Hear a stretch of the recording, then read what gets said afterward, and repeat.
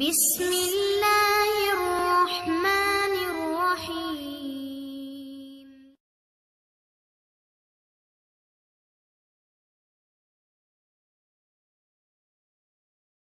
সালাম ও শুভেচ্ছা। সাম্প্রতিক সময়ে গোবিন্দগঞ্জে যে একটি ঘটনা ঘটে গিয়েছিল, যে নবী করিম সাল্লাল্লাহু আলাইহি সাল্লামকে অবমাননার দায়ে একজন হিন্দু সম্প্রদায়ের মানুষের উপরে যে চরম অবস্থা হয়েছিল এবং যে ঘটনা ঘটেছিল আমরা দেখেছি। তো তারপরে মনে করেছি যে ইসলামিক আলোচনা বা ধর্মীয় আলোচনা করার প্রেক্ষিতে সবার আগে এই বিষয়টাকে গুরুত্ব দিয়ে কিছু আলোচনা করব। এবং আমরা এর আগেও দেখেছি বিভিন্ন জায়গায় নানান সময় আসে যে হযরত মুহাম্মদ সাল্লাল্লাহু আলাইহি ওয়াসাল্লামকে অবমাননা, ধর্মকে অবমাননা, এই বিষয়গুলো সামনে চলে আসে এবং আমরা যারা ধর্মপ্রাণ মানুষ আছি তখন আবেগ সামলে রাখতে পারি না, সে আবেগের বশবর্তী হয়ে অনেক ঘটনা ঘটে যায় সাম্প্রতিক সময়গুলো যে আমরা দেখেছি।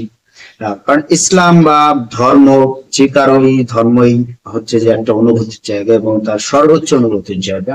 তো সেই জায়গাটা থেকে আসলে সঠিক বিষয়টা কি হওয়া উচিত বা ধর্ম অবমাননার যে ব্যাপারটা, নবী করিম সাল্লাল্লাহু আলাইহি ওয়াসাল্লামকে যে অবমাননা বা কটূক্তি, সেই বিষয়গুলো আল্লাহ তাআলা কোরআনে কিভাবে বলেছেন বা কোন অবস্থায় আল্লাহ সেটার সমাধান রেখেছেন, সেইটা নিয়ে কিছু কথা বলবো।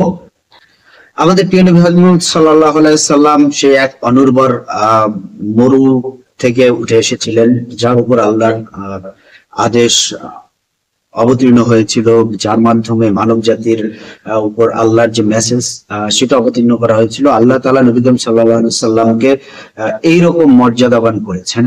সেইখানে আমি যদি নবীকে ছোট করার চেষ্টা করি, সেটা নেহায়েত একটা বোকামি।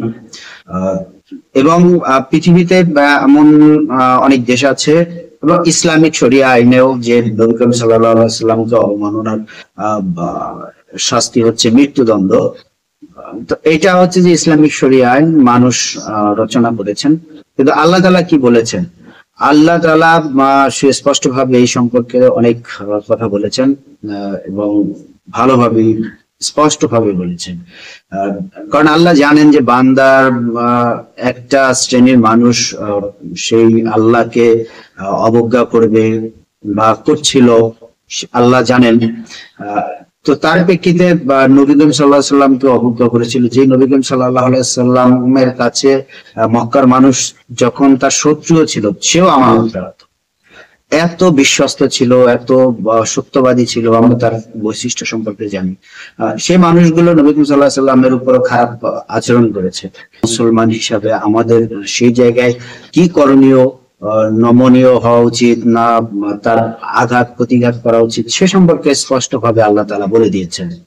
যেমন পবিত্র কোরআনে সূরা তাওবার 6 নম্বর আয়াতে আল্লাহ তাআলা বলেন যে আর যদি মুশরিকদের কেউ তোমাদের কাছে আশ্রয় চায়, তাহলে তাকে আশ্রয় দাও যাতে সে আল্লাহর কালাম শুনতে পারে, অতঃপর তাকে পৌঁছে দাও নিরাপদ স্থানে। মানে কোনো মুশরিক যদি তোমাদের কাছে আশ্রয় প্রার্থনা করে, যে মুশরিক মানে সরাসরি শত্রু, ধর্মীয় ভাবে সে সরাসরি শত্রু, সে যদি আশ্রয় প্রার্থনা করে তাকে আশ্রয়। এখন সাম্প্রতিক সময়ে আমরা যে গোবিন্দগঞ্জে দেখেছি বা এর আগেও দেখেছি, অনেকেই ধর্ম নিয়ে অবমাননা করেন এবং আমাদের ধর্ম, বিশেষ করে মুসলমান ধর্মে বা ইসলাম ধর্মে অনেকে অন্য ধর্মকে অবমাননা করেন। আবার অন্য ধর্মের লোকও এই যে বিভিন্ন ভাবে বিভিন্ন অ্যাঙ্গেলে এই ধর্মকে অবমাননা করে। এই ধর্মের অবমাননার যে জায়গাগুলো, সেই জায়গাগুলো বিশেষ করে হাদিস কেন্দ্রিক, কোরআন কেন্দ্রিক না। কারণ কোরআন কি স্পষ্ট ভাবে বলেছে যে যদি মুশরিক হয় বা অন্য ধর্মের হয়, তাকে আশ্রয় দাও, নিরাপদে রাখো এবং তাকে সেভ করার দায়িত্ব তোমার। অসংখ্য আয়াত নাজিল করেছেন আল্লাহ। তারপর অন্য ধর্মের দেবতাকে গালি দেওয়া না দেওয়া নিয়েও আল্লাহ আয়াত নাজিল করেছেন যে তোমরা অন্য ধর্মের দেবতাকে গালি দিও না, তাতে সে তোমার সৃষ্টিকর্তাকেও গালি দিবে। এই সম্পর্কিত অনেক আয়াত আমরা দেখেছি। যে তো এখন কোন একটা ঘটনাকে কেন্দ্র করে যে অন্য ধর্মের লোকের উপর যে নিপীড়নটা বা যেই নবী করিম সাল্লাল্লাহু আলাইহি সাল্লামকে কটূক্তি করার যে আবেগ, সেই আবেগটা ধরে রাখতে পারছে না, সেটা তো অবশ্যই বোঝা যায়। কিন্তু এখানে একজন মুমিনের যে ভূমিকাটা রাখা উচিত, পালন করা উচিত, সেটা হচ্ছে যে তাকে মূলত বোঝান। এবং আল্লাহ বলেছেন কি যে আল্লাহর কালাম শুনতে পায়, আল্লাহর কালাম যদি তাকে বোঝানো হয় সে অবশ্যই বিশ্বাস করবে, এবং সে বিশ্বাস করতে বাধ্য, কারণ আল্লাহর কালাম গুলো সেইভাবে।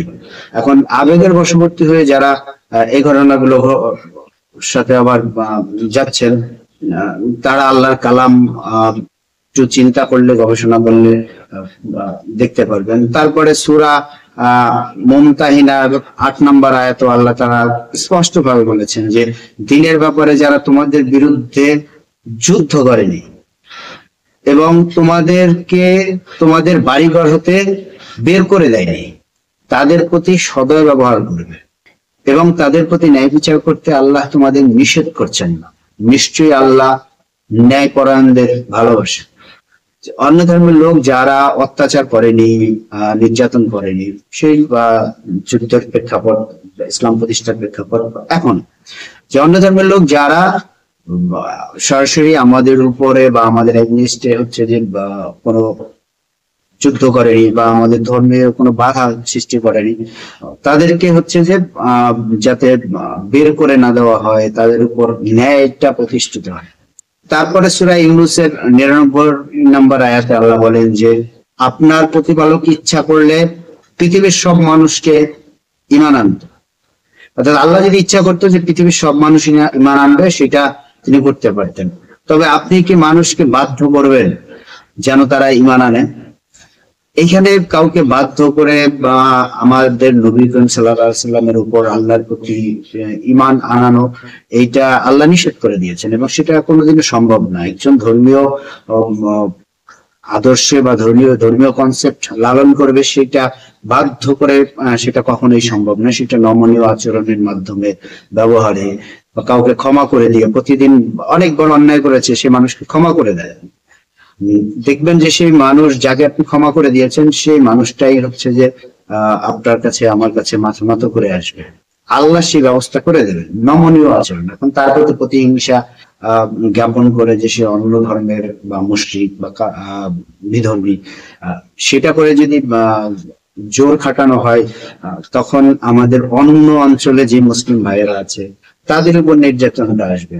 বাংলাদেশে কতজন মুসলমান থাকে, ইন্দোনেশিয়ায়, ভারতে, তারপর ইউরোপ, আমেরিকার বিভিন্ন অঞ্চলে সংখ্যা লঘু হিসাবে মুসলমানরা অবস্থান করছে, তাহলে তাদের কি অবস্থা হবে? মার্শাল পাওয়ার। তো এই জন্যই আল্লাহ তো জানেন যে আল্লাহ সর্বজ্ঞানী, প্রজ্ঞাময়, তিনি কিন্তু তার আদেশগুলো সেই সফট ভাবে দিয়েছেন। তাদের প্রতি নমনীয় হওয়া, যদি নমনীয় হয় তাহলে আমার সেই মুসলমান ভাইয়েরা সেই বিভিন্ন জায়গায় তাদের যে ধর্মীয় রীতি রেওয়াজ বা তাদের যে অবস্থান, সেটা কিন্তু তারা বজায় রেখে চলতে পারবে, থাকতে পারবে। এই সম্পর্কে হাদিসেও অনেক হাদিস আছে যে হাদিসগুলো অন্য ধর্মের মানুষদের উপরে নমনীয় হওয়ার কথা বলা হয়েছে।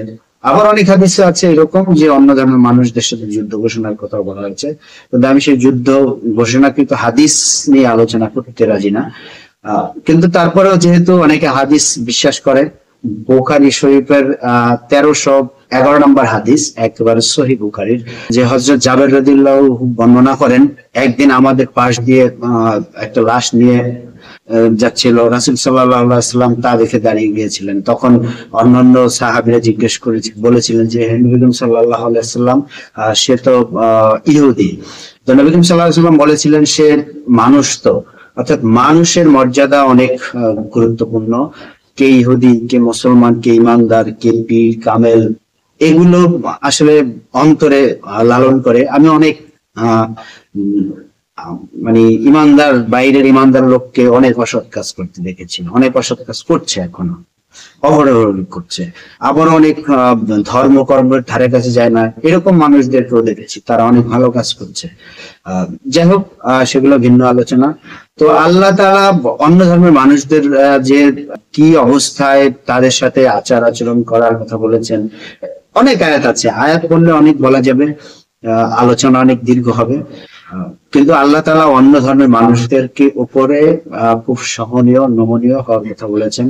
আর এরপরে আমাদের নবী করিম সাল্লাল্লাহু আলাইহি সাল্লামকে নিয়ে যারা কটূক্তি করে, তাদের সাথে যদি আমরা এই ভালো আচরণগুলোই করি, তারা একসময় মুগ্ধতা ছড়াবে যে তুমি কেউ যদি কোনো কটূক্তি করে রাগ উঠে যায়, স্বাভাবিক কারণে ধর্মীয় ব্যাপারে কথা বললে রাগ উঠে যায়, কিন্তু একজন মুমিনের আচরণ হিসাবে সেটাকে সংযত করে নবী করিম সাল্লাল্লাহু আলাইহি সাল্লামের আদর্শকে বোঝানোটা সবচেয়ে যুক্তিযুক্ত হবে, এবং যেটা প্রভাবিত হয়ে অন্য যারা সংশয় থাকেন তারাও হয়তো যে আরো আগ্রহী হতে পারে যে ইসলাম এরকম ধর্ম, শান্তির ধর্ম, যেখানে কথা বলার স্বাধীনতা আছে। তারপরেও আর আমরা যেটা দেখছি এখন যে সেই মানে যুদ্ধ করে আসলে শান্তি প্রতিষ্ঠিত হয় না, মারামারি করে শান্তি প্রতিষ্ঠিত হয় না। এবং আমাদের অন্য মুসলমানদের ভাইদের কথা চিন্তা করেও যারা এই জায়গায় স্টান করছেন, তাদের উপর আল্লাহর রহমত বর্ষণ করুক, এবং সেই জায়গাটা আপনারা সফট থাকবেন। কারণ ইসলাম মানে যে শান্তি, সেটা কখনোই যুদ্ধ দিয়ে হয় না, বা অস্ত্র দিয়ে হয় না, মারামারি হানাহানি দিয়ে হয় না। অনেকেই ব্যাখ্যা করবেন যে শান্তি প্রতিষ্ঠার জন্য এটা হয়। নবী করিম সাল্লাল্লাহু আলাইহি সাল্লাম ইসলাম প্রতিষ্ঠিত করেছিলেন তার ব্যবহার দিয়ে, নমনীয়তা দিয়ে, আচরণ দিয়ে। তিনি ইসলাম প্রতিষ্ঠিত করতে অনেক সময় যুদ্ধ করতে হয়েছে, কিন্তু সেই যুদ্ধের জমানা এখন আর মানে বাস্তবতার সাথে মিল নেই এখনকার সেই সময়টা। তো ইসলাম এবং কোরআন যেই আদর্শিকগত জায়গার কথা বলেছেন, সেই জিনিসগুলোর মাধ্যমে একজন অন্য ধর্মের মানুষও আকৃষ্ট হতে পারে।